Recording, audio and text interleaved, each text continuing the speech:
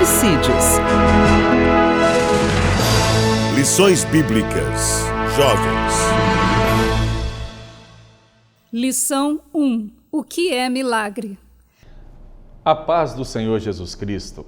É um prazer, uma alegria poder me dirigir a você mais uma vez e falar sobre o terceiro trimestre deste ano de 2018, em que nós tivemos o privilégio e também a responsabilidade de ser o comentarista. Estamos tratando do assunto Milagres de Jesus, a fé realizando o impossível. Vamos passar por 14 lições. A primeira lição, que é a lição de hoje, ela fala sobre o que é milagre. Vamos tratar de definições, vamos tratar de diversos assuntos que dizem respeito ao universo do miraculoso. É importante que o professor esteja preparado para estimular os alunos a estarem pensando acerca desse assunto que é de suma importância. É um assunto que, na verdade, antigamente ele era muito mais abordado e vem sendo ressuscitado, vem ressurgindo esse assunto ao longo dos últimos anos, sendo que particularmente no ano passado e nesse ano, nós tivemos o lançamento de diversas obras sobre milagres de Jesus, obras que inclusive são homônimas da nossa obra do trimestre, que é intitulada Milagres de Jesus. Esta obra que foi escrita visando subsidiar os professores de escola dominical com material que seja diferente do material que foi publicado na revista, Você tem um comentário da revista e o material que nós desenvolvemos no livro é um material mais robusto, com um caráter mais abrangente e tratando de aspectos que não foram tratados no âmbito da lição, no âmbito da revista. Esses aspectos que foram tratados no livro, eles são muito importantes, são imprescindíveis para todos aqueles que militam e que estarão lecionando nas classes de escola dominical a partir do próximo domingo, do domingo de hoje, e eles são necessários para que, principalmente os jovens, que são, na verdade, o público-alvo do nosso comentário, para que eles possam ser ajudados, auxiliados na ampliação dos seus conhecimentos no que diz respeito aos milagres. Bem, os milagres, eles, na verdade, são fenômenos que fascinam as pessoas desde antigamente, desde o mundo antigo. Os milagres não são, na verdade, fenômenos que ficaram no passado. Até mesmo nos dias de hoje, nós presenciamos esses acontecimentos e muitas vezes nós temos amplas discussões a respeito desse assunto, sobre se eles, na verdade, são necessários, se eles, na verdade, são verídicos, se eles são reais, se eles procedem de Deus ou não. Enfim, são muitas as discussões nesse aspecto. Mas o que nós queríamos focar já de início é que houvesse esse cuidado, de que se explicasse acerca da falta de crença na possibilidade dos milagres desde sempre. Não é uma coisa relativamente nova. Alguém pode pensar que por causa do advento da ciência moderna, a partir aí do século XVII em diante, que nós tivemos esse boom revolucionário dentro da ciência que nós chamamos de ciência moderna, alguém pode pensar que a partir disso apenas que os milagres passaram a ser questionados. Mas não, desde sempre, quando você estuda o texto bíblico, por exemplo, você percebe já desde muito tempo atrás a falta de crença, a falta de convicção de acreditar que pudesse acontecer já nos dias da antiguidade do Antigo Testamento. Por exemplo, quando Deus envia, na verdade, os seus anjos para notificarem Abraão acerca das promessas que lhe haviam sido feitas, quando Sara ouve, por exemplo, ela está em um outro cômodo da casa e ela escuta a mensagem dita a Abraão, ela se ri. E a risada que ela na verdade, acometida, ela ri. Aquela risada não é uma risada simplesmente de alegria, mas é uma risada também de certa forma, de incredulidade. Ela achou muito engraçado, muito interessante que isso fosse possível. Há uma admiração da possibilidade disso acontecer. E, na verdade, se os milagres fossem coisas corriqueiras, ela não teria rido, Sara não teria rido. Sara, na verdade, teria crido de início, de primeira, né? Porque os milagres seriam coisas corriqueiras. E, na verdade, o miraculoso não é algo corriqueiro, sobretudo quando se fala em termos bíblicos. O milagre, ele tem um aspecto de extraordinariedade. Então, eles sempre foram, na verdade, fenômenos que transcendem a lógica, que transcendem aquilo que nós estamos acostumados a perceber.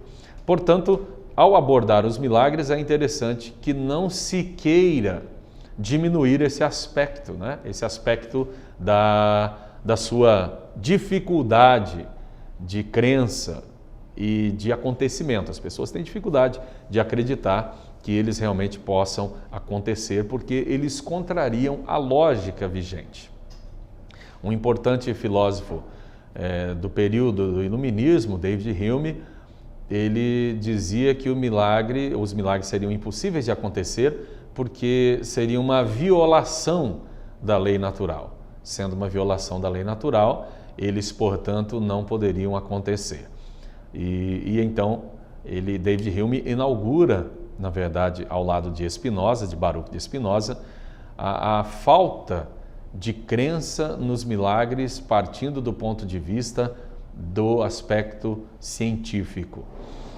David Hume, ele na verdade sucede Spinoza, que discute a questão no âmbito do aspecto literário e lança as bases, inclusive, do método histórico-crítico de interpretação da Bíblia Sagrada e então marca já, na verdade, a impossibilidade da ocorrência de milagres. David Hume, por sua vez, vai dizer que uma vez que nós dependemos de testemunhos para acreditar nos milagres, e esses aconteciam no passado, ele então julga ser, na verdade, impossível que os milagres aconteçam, porque os milagres violariam as leis naturais que foram estabelecidas para o funcionamento do universo. Você vai encontrar autores como C.S. Lewis, por exemplo, né, um autor muito importante, autor evangélico, cristão, irlandês, anglicano, que vai dizer na sua obra Milagres que, na verdade, ele seria uma suspensão momentânea das leis naturais. Mas, afinal de contas, como é que nós designamos milagre em nossa primeira definição, na nossa primeira lição? Nós designamos milagre como a antecipação de algo que vai ser pleno quando Deus estabelecer definitivamente o seu reino aqui na Terra. Então, nós nos valemos da expressão que foi muito utilizada por Wolfhard Pannenberg, importante teólogo alemão, falecido há pouco tempo, que chamava esse tipo de ocorrência de prolepse. Ele utilizava a expressão prolepse para dizer da antecipação. Então, os milagres, na verdade, são uma antecipação daquilo que será na plenitude quando Deus estabelecer o seu reino de uma vez por todas. Se nós considerarmos, por exemplo, o aspecto da doutrina bíblica da queda, do pecado original, todas as coisas foram transtornadas, inclusive a criação, a natureza, né? Não somente a nossa natureza humana no seu aspecto moral, mas a natureza de forma geral, a criação de maneira geral, ela foi transtornada. E ela espera, ela aguarda, assim como nós, a restauração total e plena de todas as coisas. E quando houver essa restauração total e plena de todas as coisas, o que nós chamamos hoje de milagre será uma realidade indiscutível, será uma realidade que não mais, na verdade, será extraordinária, mas será aquilo que é corriqueiro, aquilo que é normal, aquilo que é simples. Então, esse trimestre você tem uma oportunidade muito importante de, no viés pentecostal, no viés do continuismo, da credibilidade daquilo que é sobrenatural, daquilo que transcende a lógica, daquilo que ultrapassa as nossas lógicas, de trabalhar isso em sala.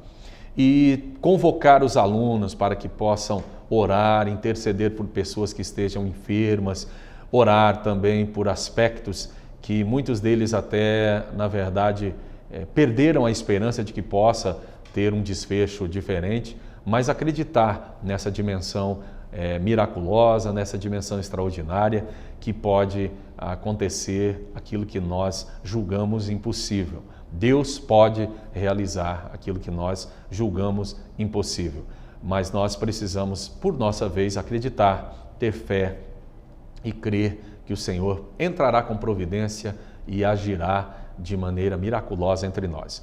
Esse é um trimestre importante, nós já tivemos milagres de Jesus abordados em uma ou outra lição ao longo de todos esses anos de existência da Casa Publicadora das Assembleias de Deus, com seus mais de 77 anos, mas nesta oportunidade você então está tendo aí o ineditismo de abordar em um trimestre todo o assunto milagres e particularmente milagres de Jesus. Portanto, aproveite bem esse trimestre, aproveite o momento que o Senhor Deus está dando para você como professor de jovens e trabalhe essas questões e inicie com os jovens uma reflexão acerca da escassez dos milagres, o porquê de haver charlatanismo hoje também. Isso sempre aconteceu, mas por que as pessoas utilizam do miraculoso para explorá-lo, em relação à mídia?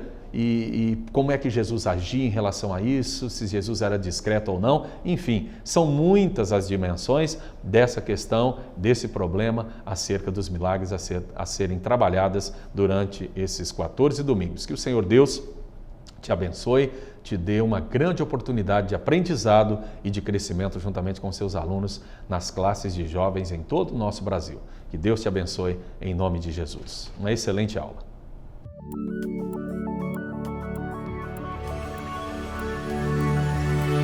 CPAD, a editora da Escola Dominical.